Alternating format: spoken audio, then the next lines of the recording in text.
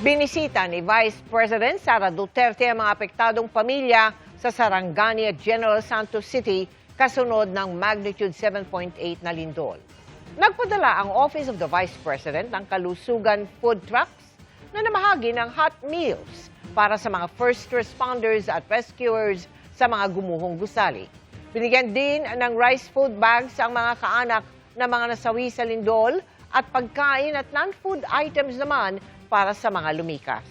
Personal ding nakiramay ang bise sa pamilya ng mga nasawi at kinamusta rin niya ang mga nasugatan sa lindol.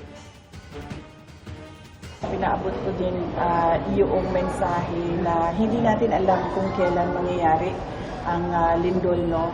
Wala siyang warning. Kaya ang pinaka mabisa na paghahanda, panlaban na magawa natin ay yung paghahanda natin na kung ano yung dapat natin gawin kung nandyan na yung lindol.